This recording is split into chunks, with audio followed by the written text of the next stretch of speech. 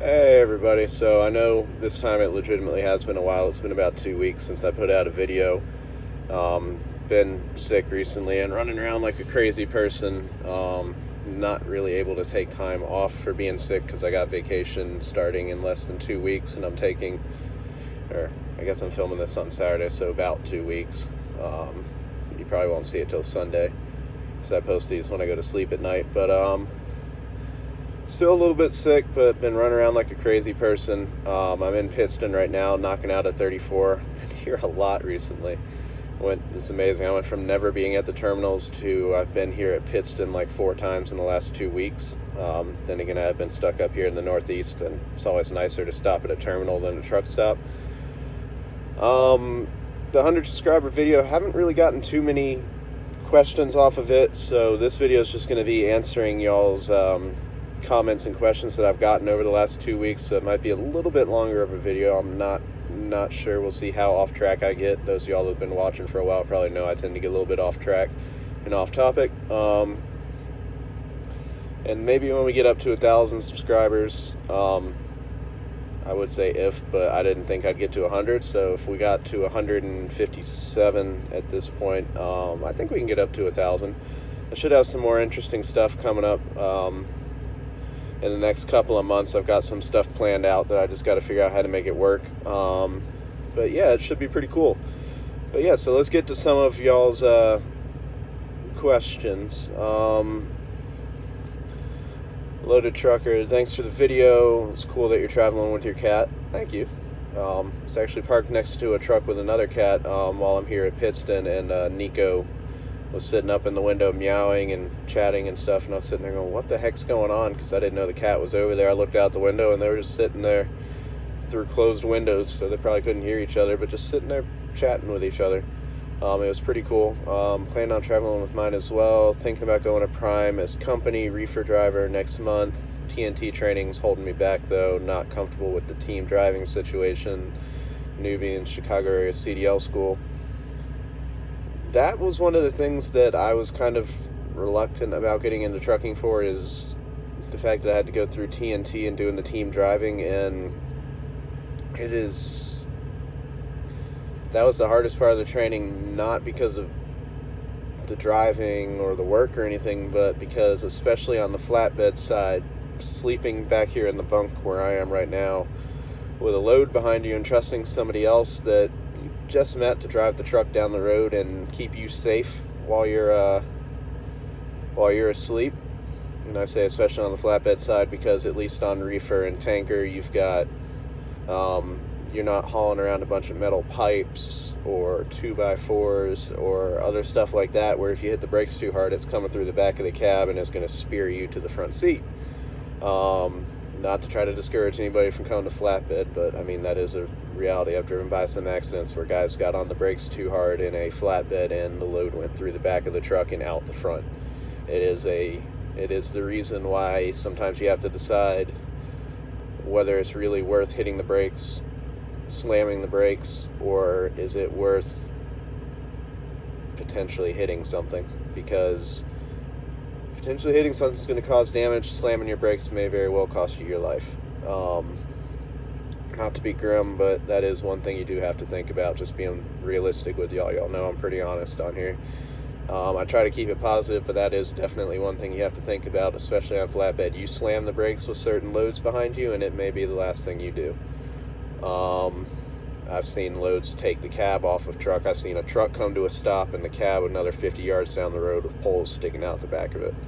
It was probably one of the scariest things I've ever seen.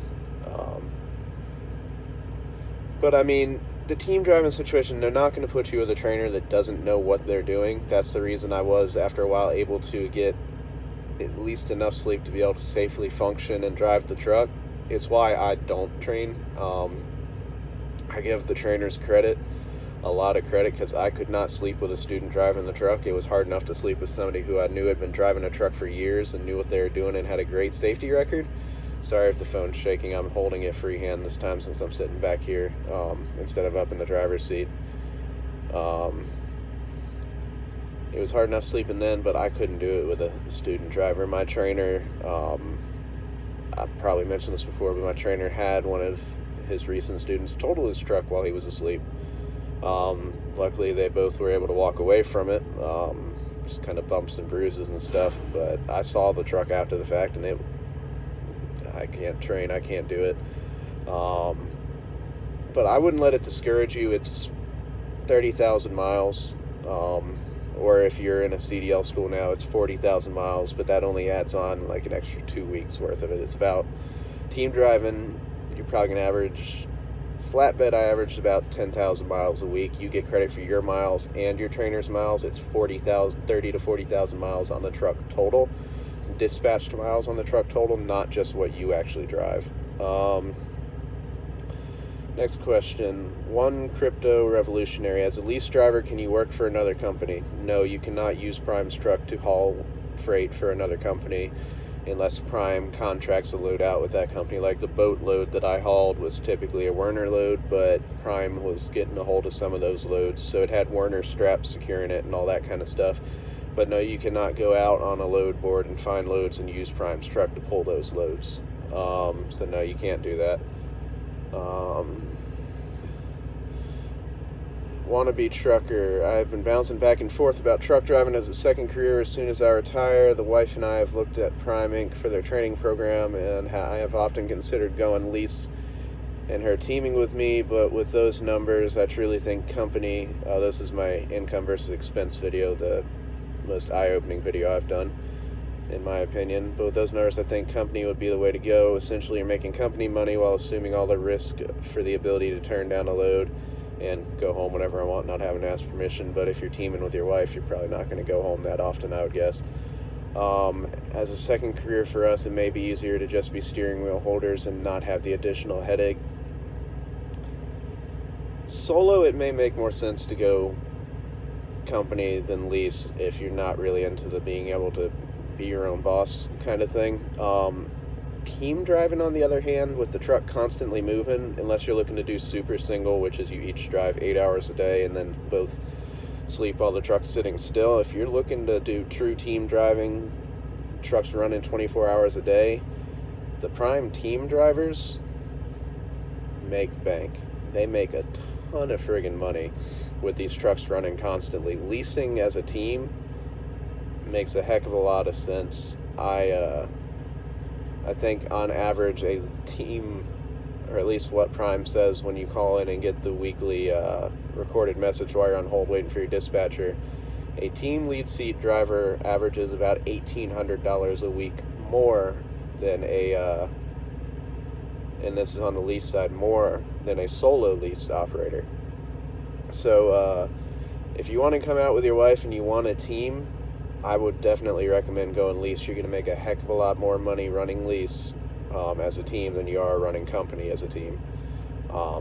That's just a fact right there. Now, running solo like I do, yeah, it's probably either way. Go company, not have to deal with the headache and take all the risk and everything, or go lease and get the extra freedoms and take the risk, which recently with the truck's broken a few times recently and all that kind of stuff. There's times when I've wished I was a company driver, but I still enjoy the fact that I'm a lease driver. I like my freedom and trying to work it all out.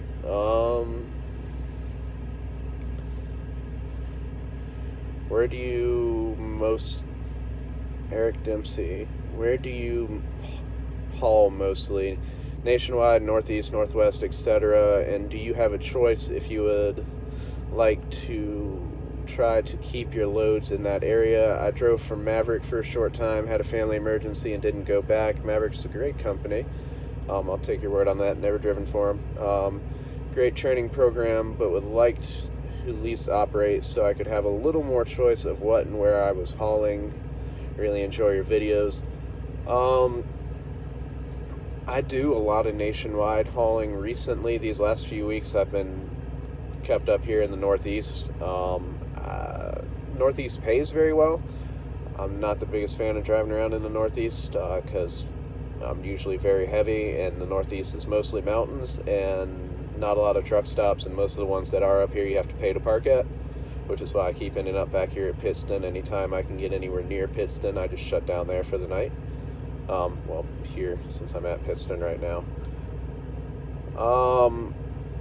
But yeah, I spend a lot of time in the Northeast and the Midwest, Illinois, Indiana, Missouri, Arkansas, Texas, that whole area. I don't get out west much, especially up in the Northwest. When I do get out west, it's usually Los Angeles. Los Angeles. Be really cool to go back there as a tourist. California sucks in a big truck. I'm sorry for those of y'all who live in California or who like driving in California. In my opinion, I hate driving in California in a big truck. It's terrible. Do you have a choice if you want to try to keep loads in that area? Yeah, you can try to find a dedicated or a regional thing with Prime. Or you can say, I don't want to go in this area, I want to stay up Northeast. And if you want to stay up somewhere like Northeast, I'm sure they would be happy to keep you here. If you want to go out somewhere like California, I'm sure they would be happy to stick you out there, because most people want to, when we get a load to California, we want to get in there and we want to get the heck back out and get away from California. And most folks, I don't know, I don't like running in the Northeast. I imagine most folks don't like having to pay for parking up here. It's a beautiful part of the country, just like California is a beautiful part of the country in the Northwest, but I prefer running in the Midwest, Texas, Illinois, Indiana, that kind of area. Ton of truck stops, free parking, the lows pay pretty well, and it's relatively flat. It's pretty nice running around out there. But yeah, considering applying flatbed, wonder if you ever have any trouble with loads. Do they stay consistent, or do you find yourself sitting and waiting? Ryan Ludlow. Usually, especially in the summer, the loads are pretty consistent. I usually don't have to wait more than an hour or two on a load. I mean, occasionally, yes, you're gonna have to wait a few hours on a load. That's just part of trucking.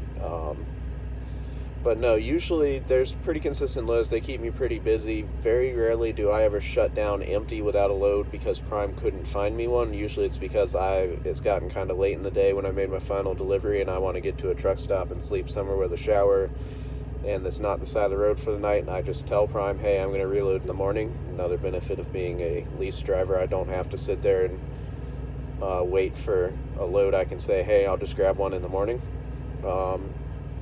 But no, I very rarely find myself sitting for more than an hour or two. And usually if I am, I call in and I'm like, hey, did y'all forget about me? What's going on? Which probably drives them a little bit crazy, but I do it anyways.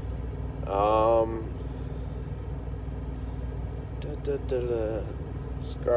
1967 FHUT sounds like HVUT or 2290 filing. Make sure you don't pay it twice. I'll definitely look into that. Thank you for the advice. On them 18s, if you take your DOT reg book and slide it in between the doghouse and the throttle just to wedge it on, you can idle all you want. Yeah, you probably could. If the truck detects it's above 90, it'll keep itself idling over the 30 minutes anyways. And recently, APU, please be nice, it's been behaving itself pretty well. Hopefully it continues to behave itself.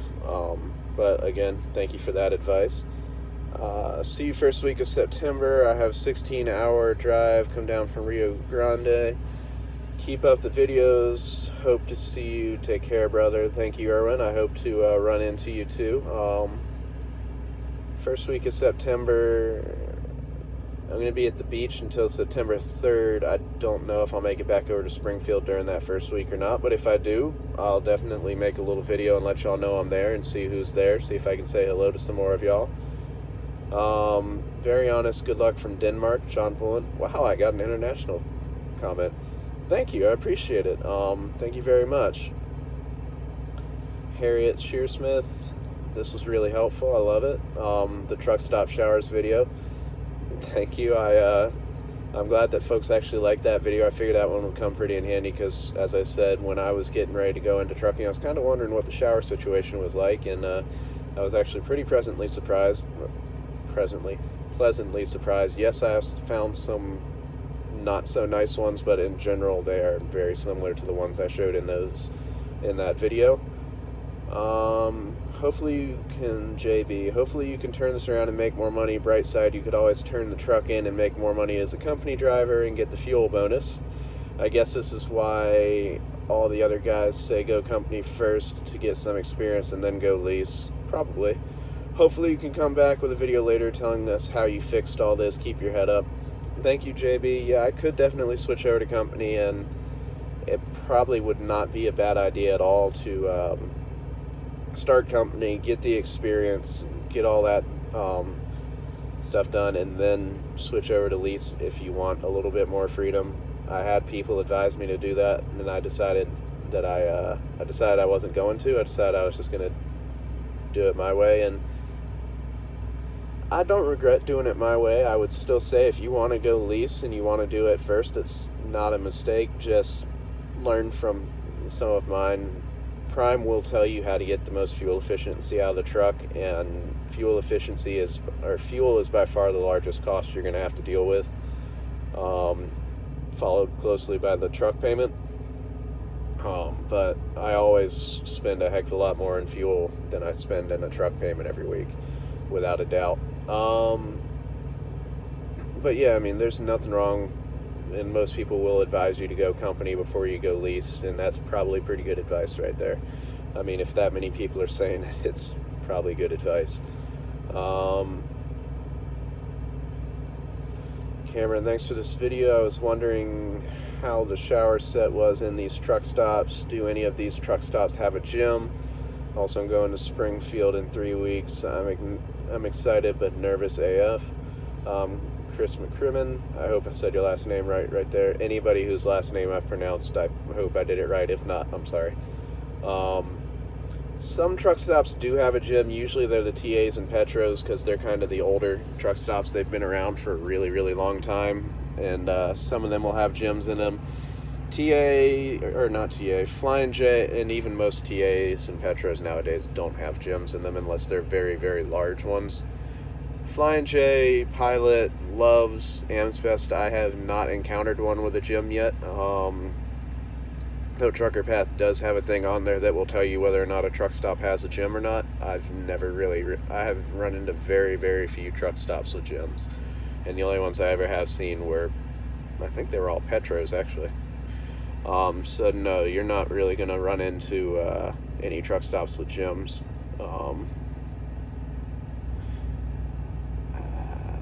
Hey, thanks for the video, Cameron. This is the first I've seen from you. I think it's nice to see a fairly new, well-spoken, thank you, driver giving us newbies some good info on Prime and trucking. I also am planning a career change from IT desktop support to trucker. I'm enrolled in the Chicago area as a local community college's CDL program. At night, as I work full-time, we are eligible to start with a series of tests for the CDL. At 160 hours, I have 80 more hours as cushion to practice more for the test. Or once I pass them, my school will provide me with industry training for the remaining time. I'm excited about my plan, Loaded Trucker. That sounds like a really good plan, actually. IT desk support to trucker. So yeah, that's definitely a pretty big jump, like I did going from car sales to trucker, sitting at a desk most of the time, to being out here on the road constantly. I probably should have went through a college's CDL program or something like that and gotten a degree at the same time, because right now I don't have a degree. Got a lot of experience from a lot of different majors, but never actually finished any of them, which is one of the things I regret. I'm probably gonna have to fix that down the road. But yeah, no, that sounds like a great idea. And Prime will still, if you come over to Prime, you're still going to have to go through, you won't have to go through PSD, but you'll have to go through TNT, because if you come in with just a CDL but no actual working experience, they're going to make you go through TNT. Even if you have some regional experience, I think they give you like half credit on regional experience versus over the road experience, because over the road and regional are definitely very different.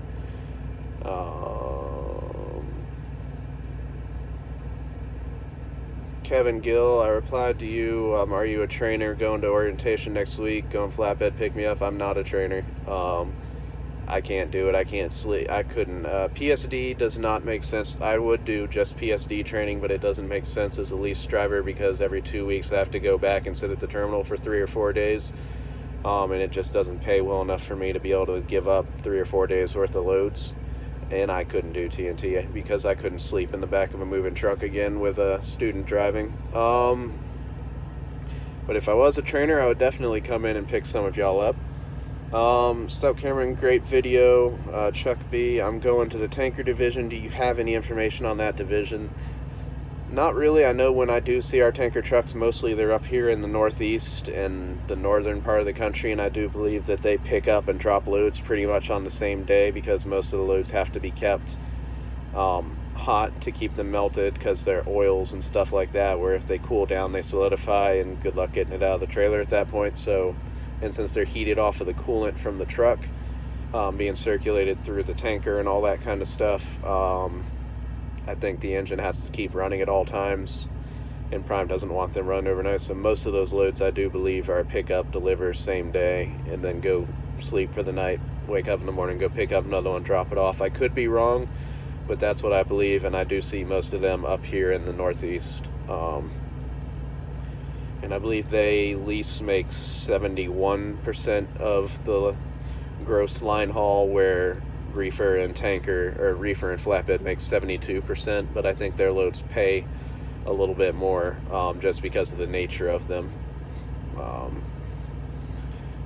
I think they also have the highest pay on the company side as well because they run less miles, so they get more per mile.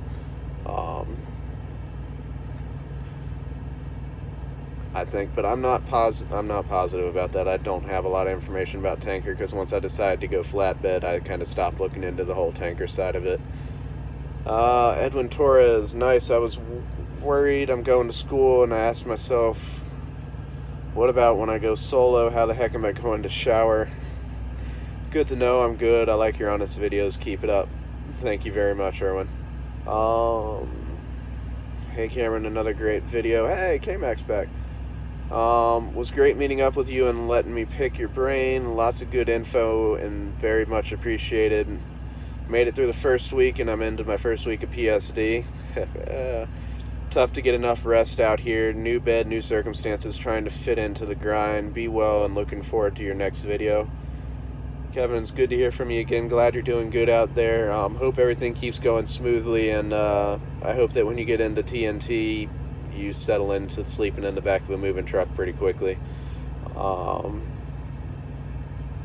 yeah, it was good meeting you too, and as I always tell all of y'all, if you have any questions, let me know. I'll be glad to answer them, and I'll try to not take 2 weeks between videos again. As I said, been sick and the truck's broken a couple times recently. Jeremy Griggs, driving's easy. It's dealing with truck stops and shippers. Once you get the hang of it, the driving's pretty easy. You gotta deal with the idiots on the road and everything like that, and the fact that four-wheelers, for those of y'all who aren't truckers, four-wheelers is what we call cars. Four-wheelers tend to be pretty big idiots around us trucks. I don't know why. It seems like when they get near us, well, then again, driving a car, other cars tend to be pretty big idiots too. But I digress.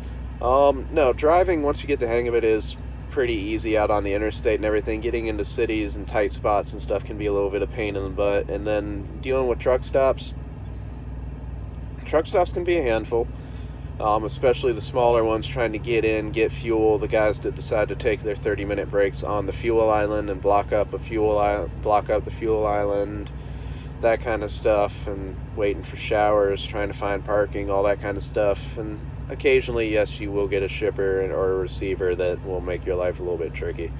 But, I mean, that's to be expected. That's just part of the job. Hello, Cameron. I'm going to Prime in September. I want to know what is better leasing. I want to know why it is better leasing than driving for company. Hopefully you can give me some info. And what about the consequences and pros? Thanks. I subbed to your channel. Oh, that's Erwin again. Hey, Erwin. That's a tricky one. I wouldn't lease for the additional freedom of it and the fact that if I drove more intelligently, I could make a heck of a lot more money.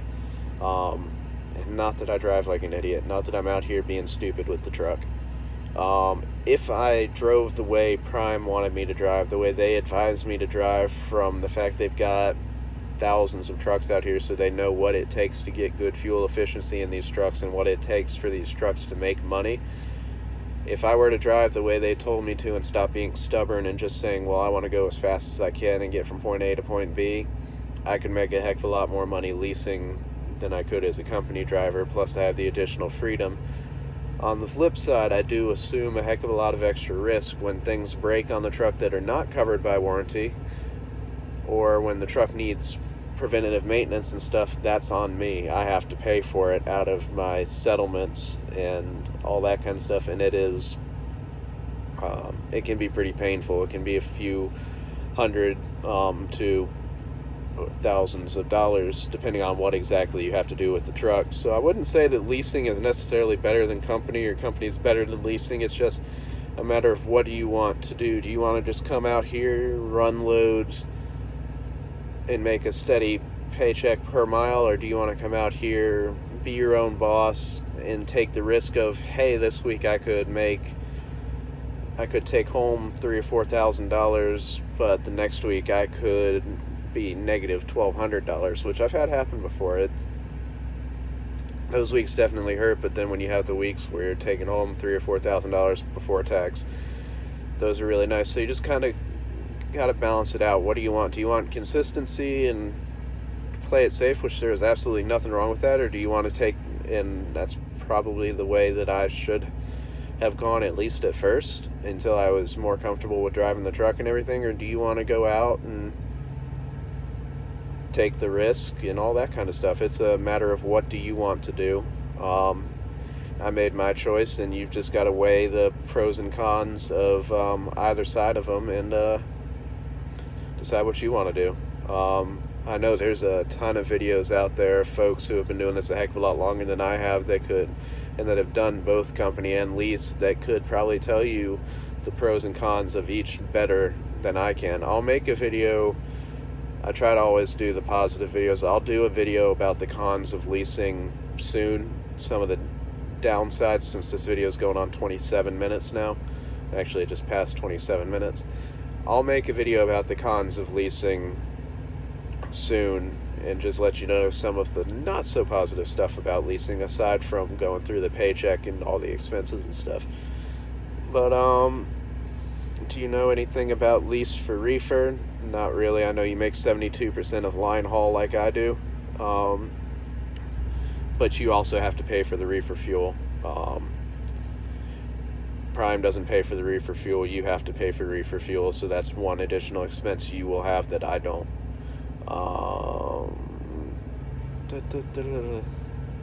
Knowing what you know now, would you still go lease your first year or company, and do you think the lease is worth it? Also, both of these two questions were Uncle Kel.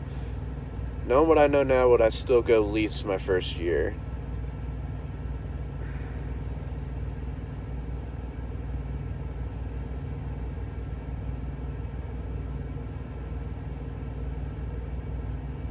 No, I wouldn't. I would, after, I don't know if I'd do company for a full year, but I probably would have started off and done at least 6 months company before I switched over to lease. Just gotten much more familiar with driving the truck and dealing with shippers and receivers and all that kind of stuff, where I was making a very consistent income instead of lease can be a little bit inconsistent sometimes, where company is going to be very consistent because you're just paid per mile versus per load. So you're not sitting there having to wait for big money loads or anything like that. You're just going to make your 40 some odd cents a mile to run the load out there and do what you need to do, plus get your TARP pay and your stop pay and that kind of stuff. I probably would have went company for 6 or 8 months and then switched over to lease. So by this point I would have been back into lease, but I do think lease is worth it. As I've said a couple of times, you just have to do it the smart way and listen to what Prime says of how to maximize your money, which I'm trying to adjust my methods. I'm just a little bit stuck in my ways. What do you have to do for the business checking account to get paid, and was it a lot of trouble? No, it's not a lot of trouble at all. I went to Bank of America. I gave them a copy of my articles of whatever that set up my LLC, and then they actually got with Prime and set up direct deposit for me. So Prime sends direct deposit over to Bank of America for me every day, and then I have a business checking account, or a business debit card, or whatever the heck it's called, that I just use now. I've actually closed out my personal account currently, or at least I closed one of them. How do you feel about Prime Texas Regional for flatbed? I'm Duke dedicated, and I only met one guy from there, said he is doing okay. Prime Regional, or Texas Regional, sorry. Texas Regional, this time of year, probably, I mean, you're going to run around like crazy. It's going to be extremely hot. I kind of like being up north a little bit this time of year because while it's not exactly cool up here, it is not Texas hot, especially on the flatbed side, getting out and securing loads, and God forbid you have to tarp them. But I know Prime does a heck of a lot of Texas Regional stuff, especially on flatbed. There's always loads in Texas, and they always pay pretty well. I've never done it, but I do know that it is a big part of Prime. So if you're looking to stay that part of the country, down in Texas, Arkansas, that area, Prime will definitely be happy to keep you down in there, and you can probably pretty easily get onto the Texas Regional.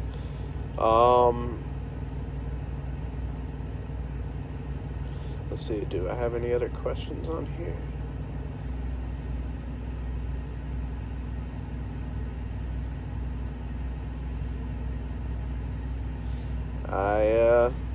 No, I think that's it. So, coming up on 32 minutes. Sorry the video's been a little long, but this is 2 weeks worth of videos in one.